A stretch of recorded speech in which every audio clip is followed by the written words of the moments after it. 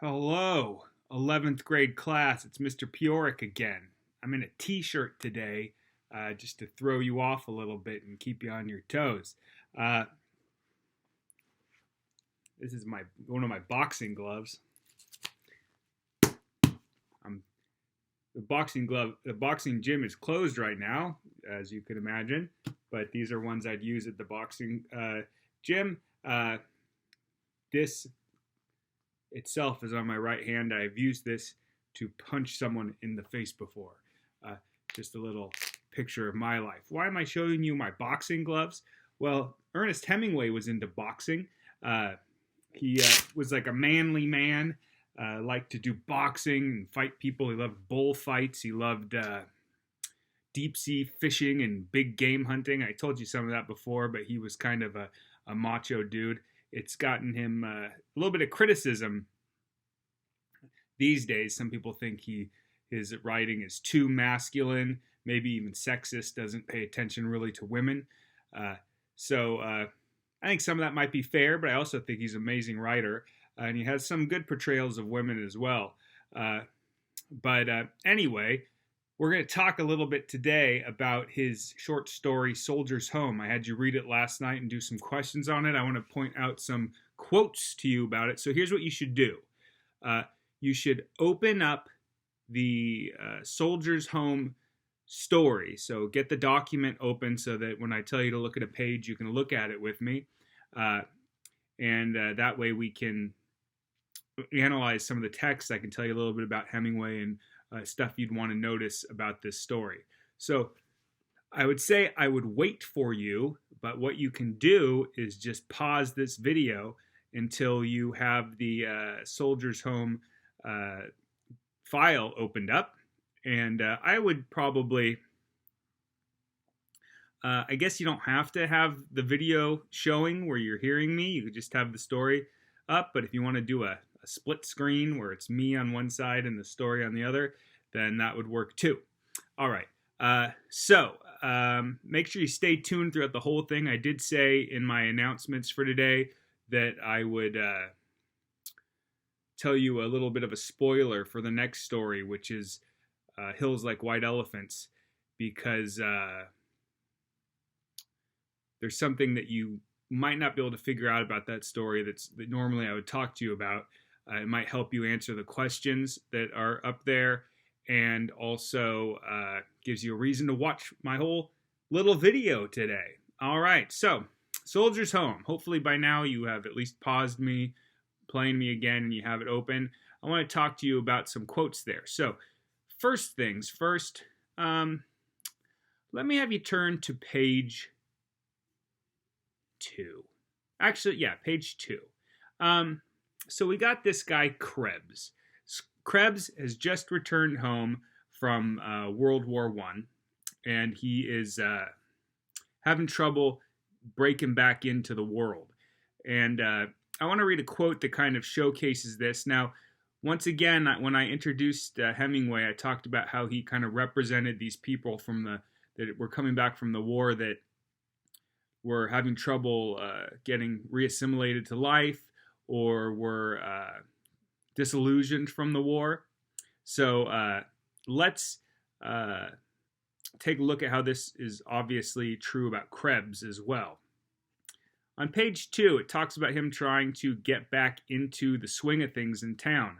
And I want to take a look at this quote, which is kind of like the third paragraph down. It starts this way. Nothing was changed in the town except that the young girls had grown up. But they lived in such a complicated world of already defined alliances and shifting feuds that Krebs did not feel the energy or the courage to break into it. He liked to look at them, though. There were so many good-looking young girls.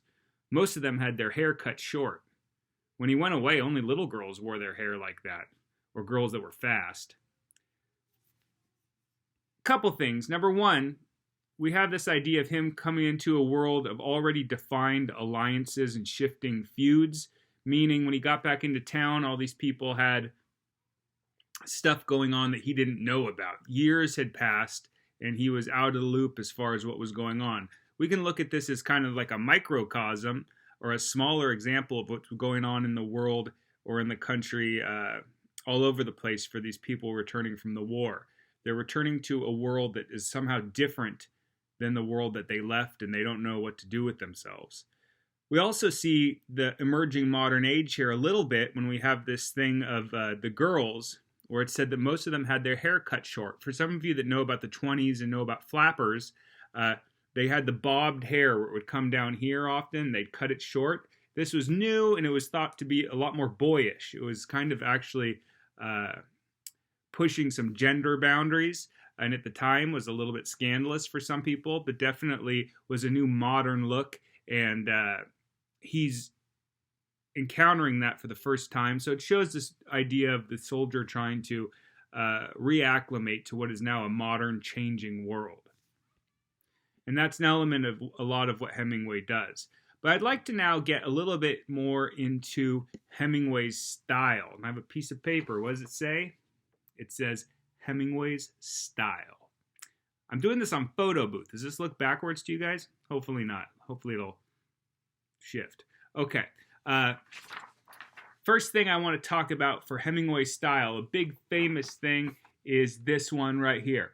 Repetition. Things that repeat over and over again. Let's look at an example of that. I think I asked you in one of the questions to talk about that. But look on page 2. Let me read you this paragraph.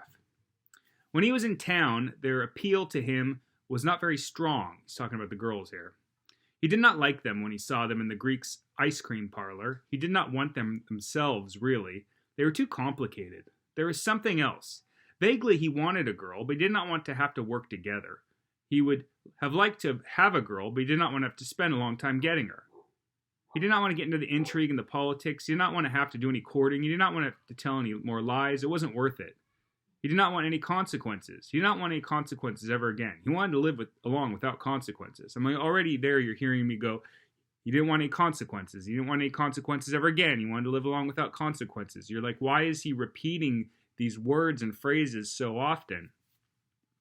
This is an element of Hemingway's style, and he's trying to do this on purpose. One reason is, if you remember my modernism podcast or streamcast from yesterday, I talked a little bit about stream of consciousness writing, trying to get into the minds of characters and broadcast their thoughts as opposed to just describing what they do. And this repetition, I think, is supposed to kind of reflect the way we think.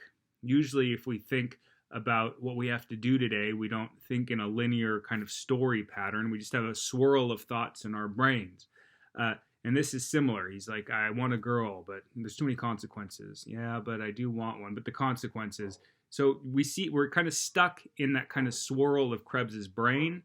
And so what we have here is something somewhat like stream of consciousness, but it's one of the techniques of Hemingway's style that you'll see in a lot of his works. Let's pause for a moment to talk about that word style. Style is a literary element. It's an aspect of writing. Style is the way a writer sounds, or what kind of words do they use? How do they write their sentences? How can you tell the difference between reading Shakespeare and reading Huckleberry Finn? Well, the style is a lot different. The words they use, how formal they are or how informal they are, that's all style. So we're kind of dissecting Hemingway's style here because that's one of the things he's most famous for. So that first element of style was repetition. Also, throughout here, you'll be noticing the spare, plain language. What does that mean? Well, like I said before, you don't need a dictionary usually to read Hemingway. You don't have to look up a lot of words. They're very simple words. There's not a lot of elaborate descriptive language. This will be in stark contrast to someone like Fitzgerald, who's very poetic. Hemingway himself is actually quite plain in his choice of words. You could call that diction, word choice, and that's an element of style as well. I want to look at a couple more elements of his writing, but the next one is the disillusioned hero. You can call Krebs a hero of this text, not because he does anything heroic, but because he's the main character. and you kind of end up on his side for the most part. At least I find I sympathize with Krebs. I want to, the most shocking thing, why don't you say it out loud where you are, pretend you're in class. What's the most shocking thing that Krebs does? Yeah, I thought so too. He tells his mother that he doesn't love her. That seems mean. I don't think Krebs is trying to be a mean person here. He's just trying to say that he just doesn't feel feelings like love anymore. Why? Because he doesn't understand. He's kind of been traumatized out of feelings like that since the war. We do, of course, find out, I'll point out, that he does love his sister, though, and it kind of proves that at the end. But his mother, who can at times either seem caring or maybe annoying and out to lunch, he ends up telling her he doesn't love her. Then he tells her he does, and he feels bad for that because she made him lie. And this is in the very last paragraph. So turn to page 7, and let me read this to you. Last paragraph of the story. So his mother prayed for him, and they stood up, and Krebs kissed his mother and went out of the house. He had tried so to keep his life from being complicated. Still, none of it had touched him. He had felt sorry for his mother, and she had made him lie. He would go to Kansas City and get a job, and she would feel all right about it. There would be one more scene maybe before he got away. He'd not go down to his father's office. He'd missed that one. He wanted his life to go smoothly. Now, what I'm trying to show you here is this idea of him having grace under pressure, or doing something almost self-sacrificing and kind of being detached from it. So he says he'll go get the job that she wants him to do, and that'll make her happy. Or it says, and she would be all right about it, but he doesn't care. So he's kind of disillusioned to the meaning of all this. Yet he'll do what he has to do. So that's a key thing that you'll see in a lot of Hemingway heroes. They'll be tough, they'll do what they have to do, but they're not that happy about it. Where is their happiness? Well, a lot of times they think they left that in the war back in Europe. One last quote to talk about in Soldier's Home. It's one final element of Hemingway's style, which is realism. Hemingway is a modernist, but he also is a realist too, to a certain degree, meaning he's trying to show the truth behind life, strip it of its romanticization. You definitely see this in his treatment of war, him having been to war. And this is in the second paragraph. So page 1, second paragraph. Talking about Krebs, it says, there's a picture which shows him on the Rhone with 2 German girls and another corporal. Krebs and the corporal look too big for their uniforms. The German girls are not beautiful. The Rhine does not show in the picture. I think this is an interesting little quote.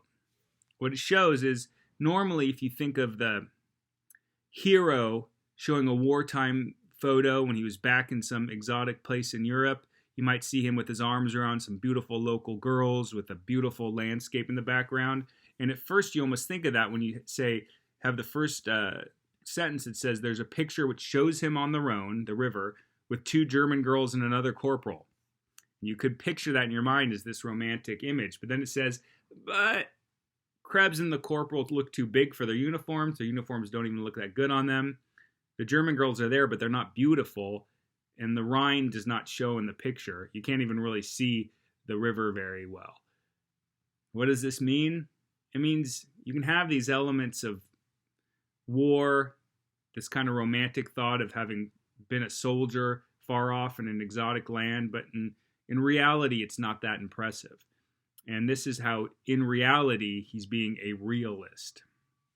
Okay, that's kind of the big brushstrokes I wanted to talk about Soldier's Home and what it shows us about Hemingway.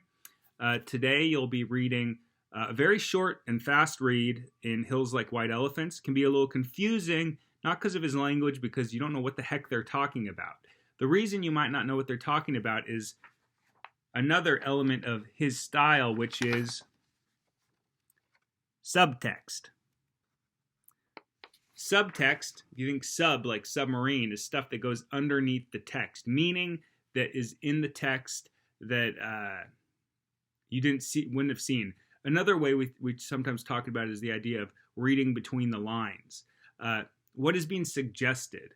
What is not being said, but we're supposed to figure it out? That's the subtext. Subtext. So in Hills Like White Elephant, you're going to have a couple talking about something at a train station, and you're not going to know what they're talking about. You can figure it out, but it's hard. Sometimes students do. Usually they don't. A lot of times they just look it up. You're going to want to know what they're talking about to really interpret the symbols in the story correctly. That's what all the questions ask about in the homework assignment tonight. So I'm going to spoil it and tell you what they're talking about. But I'll let you pause it here and stop if you want to and try to figure it out yourself. But if not, here it goes. They are talking about abortion.